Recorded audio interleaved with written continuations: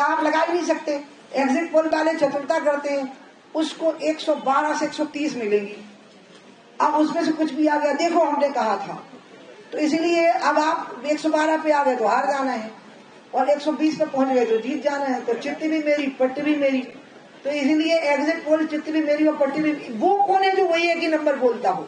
मुझे उस चैनल का नाम बता दो जो कहे 110, जो कहे 115। नहीं, वो कहेंगे 115 से 130, 110 से 125। बोलो ऐसे ही होता है कि ये मेरा एग्जिट पोल के बारे में कहना। जेब खर्च देना बहुत जरूरी होता है। घर में जो लोअर मिडिल क्लास की महिलाएं होती हैं, उनको एक एक बात के लिए हाथ फैलाना पड़ता है। एक भाई के नाते बहन को एक गिफ्ट है, एक जेस्चर है। आपका जवाब दूँ, एक जेस्चर है कि बहुत अच्छा हुआ। लेकिन मैं ये चाहूंगी, मैं फिर I will again come back to Modi.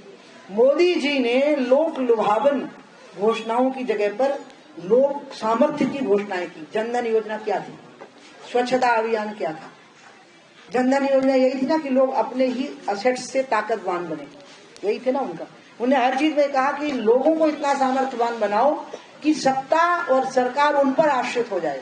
हमें अंत में ऐसे समाज की रचना पे आना पड़ेगा जो सत्ता पर आश्रित ना हो, स्वयं में समर्थ हो। स्त्रियां, मुद्रा योजना किस लिए? स्टार्टअप किस लिए? ये सारी योजनाएं, और भी अभी जो आयुष्मान किस लिए? लोग एजुकेटेड नहीं किए गए। एजुकेट करना था विधायकों को, एजुकेट करना था सांसदों को कि आप आयुष्मान योजना का लाभ उठाइए। मुद्रा योजना के कैंप लगाओ, मोदी जी बोलते थे, और उसमें पता लगाओ कि बैंकिंग सेक्टर से क्या दिक्कत आ रही है उनको हेल्प मिलने में।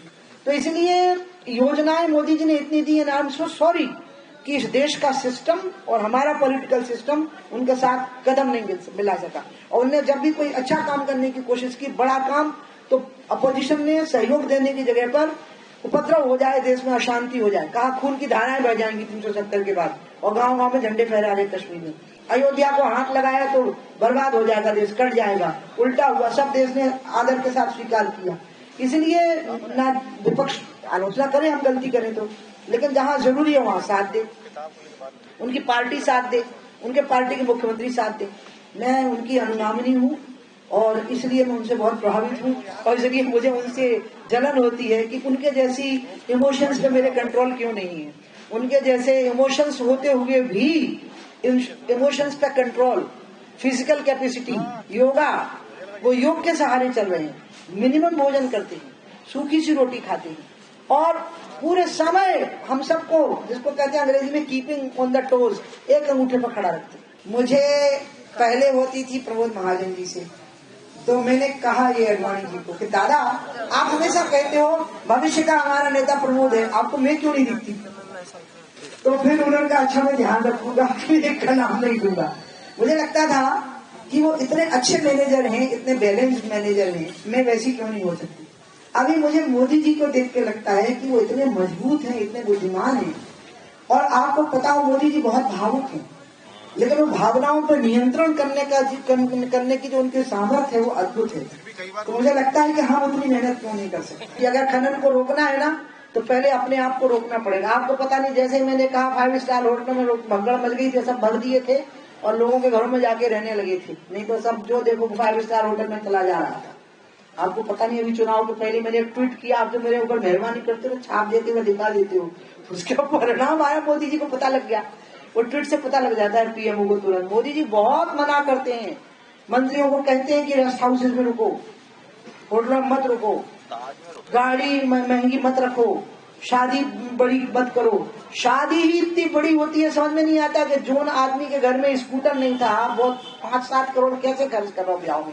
अब मैं आपको बताऊं, जब मैं मुख्यमंत्री थे तो मेरे भाई से एक शिकायत आई भाई की, वो मैंने अरुण जेटली कहने को खाद्य नागरिक आपूर्ति निगम का अध्यक्ष बना दिया था कि अधिकारी उनसे डरते हैं। उनसे भ्रष्टाचार का आरोप बिल्कुल नहीं था, but he was a scary person, तो वो डरते थे अधिकारी उनसे बहुत। तो मैंने बार बार समझाया कि आप भाई डराया मत करो।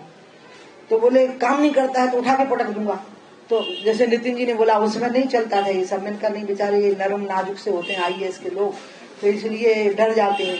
नहीं माने तो हटा दिया मैंने उनको निगम के पद से। और मैं उनको खाना भी परस रही थी, मैं अपने भाई को अधिकतर खाना अपने हाथ ही परस देती थी, क्योंकि उन्हें हरी मिर्च चावल अच्छा लगता था। तो निजी संबंध अलग होते हैं बाबा, जनहित अलग होता है। एक क्वार्टर तो ऐसा आता है कि 18 में हारने के बाद 29 में से हम 28 जीत गए थे। हम राजस्थान हार गए लेकिन हम जीत गए लोकसभा में।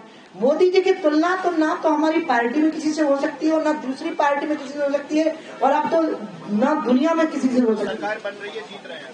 मेरी इच्छा ये है ना, मेरी शुभकामनाएं, सद्भावनाएं, मेहनत करी है, प्रयास करा है। बाकी रॉयल्टी पे कर रहा था क्योंकि उसके पीछे के खलनायक दूसरे थे, उसके नाम पे खाली लाइसेंस बना हुआ था, इसलिए ये तेरू पत्ता हुआ, रेत हुई, ये तो आधार है।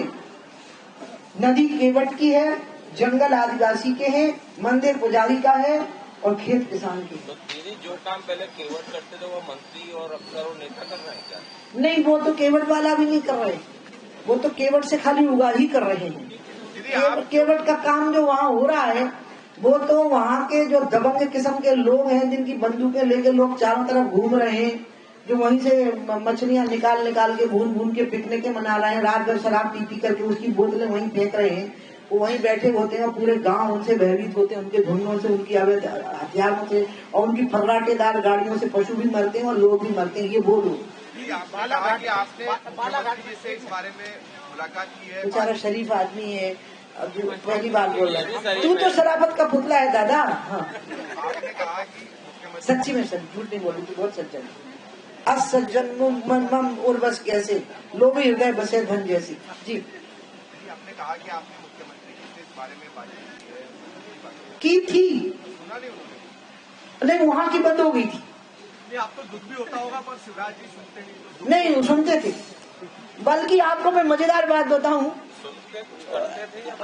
फिर शुरू हो जाती थी। नहीं, जब मैं वहां से नहीं, मेरा कागज नहीं लेना, तो क्या हुआ कि मैं वहीं थी, तो मैंने कलेक्टर को फोन किया। इसमें बहुत मजेदार बातें होती हैं, आपको पता नहीं। खनन में वो कहते हैं कि वो पर्यावरण वालों ने जब तक आपत्ति नहीं करेंगे हम नहीं कर सकते कार्रवाई। एसपी कह देता है, ठीक है। फिर पुलिस भी चाहिए होती है, ये पर्यावरण वाले कह देते हैं, एसडीएम कह देता है। तो मैंने कहा कि मंत्री को अदालत बुला लेनी चाहिए, कोर्ट बुलाना जिसको कहते हैं। पर्यावरण भी होगा, पुलिस भी होगी, डीएम भी होगा, तो तीनों मिलकर तय कर लेंगे कि खनन रोकना है, तो फिर नहीं हो सकता। तो बोले आप ये बात कह दीजिए ऊपर।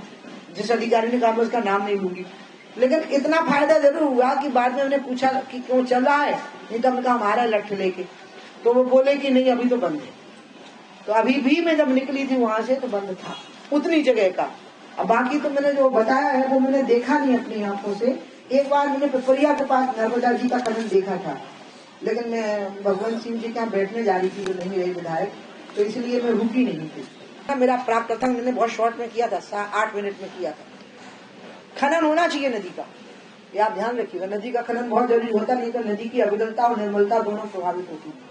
लेकिन साइंटिफिक माइनिंग होनी चाहिए, पहले मैपिंग होनी चाहिए कहाँ कितनी सिल्ट जमा होती है, तो डीसिल्टिंग बहुत जरूरी है, वही माइनिंग है। लेकिन वो माप तय होता है, वो जगह तय होती है, नदी की अविरलता और नदी की निर्मलता ना प्रभावित हुई, डिजाइन तय होती है।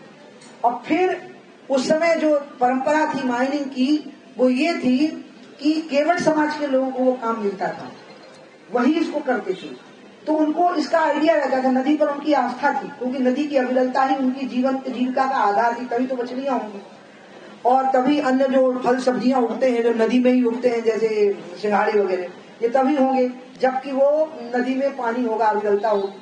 तो केवट पहले उस नदी की मूर्ति बनाते थे रेत पर, उसकी पूजा करते थे, जिस भी नदी की वो खनन करते थे, और फिर वो रेत बेचते थे किसानों को, क्योंकि वो खाद का भी खनिज का भी काम करती है, तो वो जरूरतमंदों को बेचते थे। और उसमें कोई लाइसेंस वगैरह होते नहीं था, उनके अपने समूह थे, वो काम करते थे। जब से हमने इसको इस व्यवस्था में ला दिया कि आपका एक कोऑपरेटिव बनेगा, फिर कोऑपरेटिव किसको काम देगा। मैं आपको बताऊं, मैंने उत्तर प्रदेश में मायावती के समय पर एक ऐसी 80 लाख की रॉयल्टी पे करने वाला आदमी देखा था जो साइकिल पे चल रहा था। अमर उजाला अब आपके टीवी पर भी। अपने स्मार्ट टीवी पर यूट्यूब पर सर्च करें अमर उजाला, चैनल सब्सक्राइब करें और देखें ताज़ा खबरें, वो भी HD क्वालिटी में। और हाँ, बेल आइकन दबाना ना भूलें ताकि हर खबर हो आपके घर। अमर उजाला, निष्पक्ष, निर्भीक, निरंतर।